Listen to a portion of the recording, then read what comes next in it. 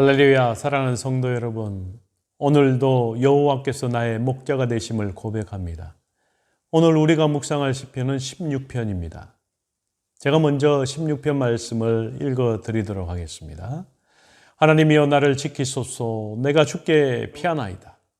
내가 여호와께 아뢰되 주는 나의 주님이시오니 주밖에는 나의 복이 없다 하였나이다. 땅에 있는 성도들은 존귀한 자들이니 나의 모든 즐거움이 그들에게 있도다. 다른 신에게 예물을 드리는 자는 괴로움이 더할 것이라. 나는 그들이 드리는 피의 전제를 드리지 아니하며 내 입술로 그 이름도 부르지 아니하리로다. 여호와는 나의 산업과 나의 잔의 소득이시니 나의 분깃을 지키시니이다. 내게 줄로 지어준 구역은 아름다운 곳에 있으며 나의 기업이 실로 아름답도다. 나를 훈계하신 여호와를 송축할지라. 밤마다 내 양심이 나를 교훈하도다. 내가 여호와를 항상 내 앞에 모시며 그가 나의 오른쪽에 계심으로 내가 흔들리지 아니하리로다.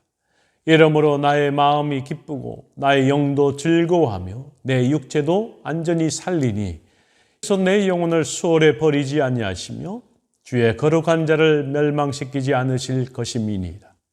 주께서 생명의 길을 내게 보이시리니 주의 앞에는 충만한 기쁨이 있고 주의 오른쪽에는 영원한 즐거움이 있나이다. 아멘. 시편 16편은 다윗의 시 믹담이라는 표제가 붙어 있습니다. 믹담, 미크담이라는 표제가 붙은 시가 16편과 56편에서 60편 총 6편의 시가 있습니다. 정확히 어떤 의미를 이야기하고 있는지는 알 수 없지만 몇 가지 견해를 가지고 있습니다. 첫째, 미크담은 본래 조각하다, 새기다라는 의미를 지닌 동사에서 유래된 명사로서 조각, 새겨 넣은 것이라는 의미의 비문시로 분류해 볼 수 있습니다.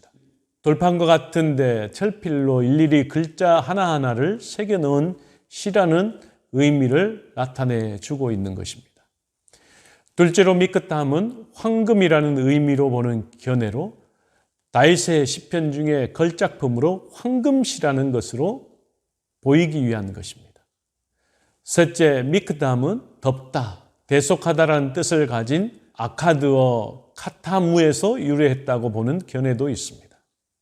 그래서 대속시라고 이 시를 분류하기도 하는 것이죠. 이런 뜻 외에도 비밀, 신비라는 뜻도 있고 겸손한, 흠 없는 뜻이라는 의미도 가지고 있습니다. 이것은 다윗을 꾸며주는 형용사로 보는 견해나 침묵의 기도를 의미하기 때문에 보는 견해인 것입니다. 그리고 전체 시편 중에서 나오는 7편의 메시아 예언시의 하나로 다윗이 지은 시입니다.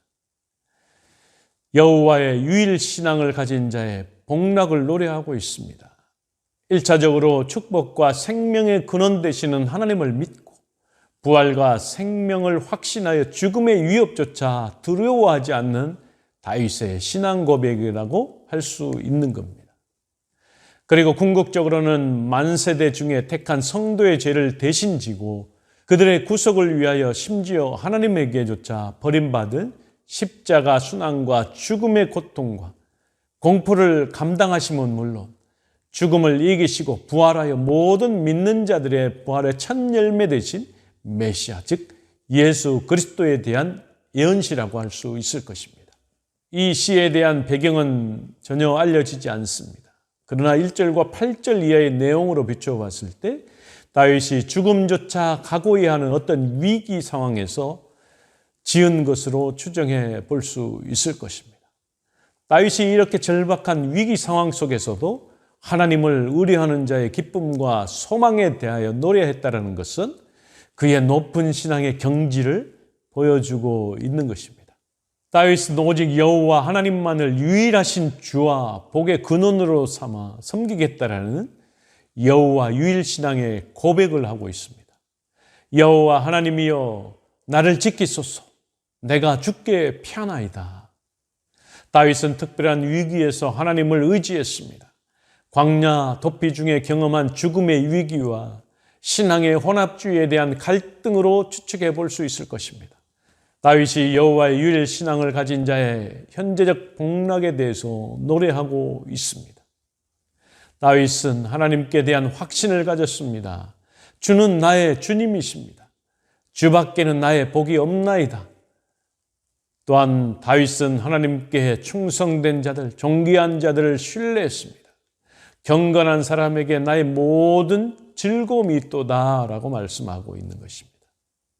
다윗은 우상 숭배자들, 신앙의 혼합주의자들을 경계하고 헛된 예배를 드리는 자들에게 괴로움이 더해질 것이라고 경고했습니다.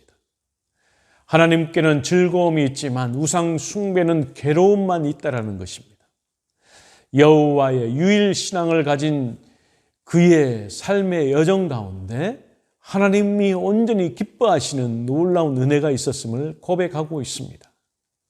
여호와 유일 신앙을 가진 자의 영원한 종말론적 복락에 대해서 노래하고 있고, 특히 오순절 성령 강림 때 사도 베드로가 무리들을 향하여 설교했던 과정에서 예수 그리스도의 죽음과 부활을 말하면서 인용한 내용으로 1차적으로는 하나님께서 다윗 자신의 생명을 보호하실 것임을 확신적으로 노래하고 있습니다. 궁극적으로는 그의 부활과 성도들의 종말론적 부활 및 영생 구원을 예언한 것으로 그 의의가 크다 아니할 수 없을 것입니다.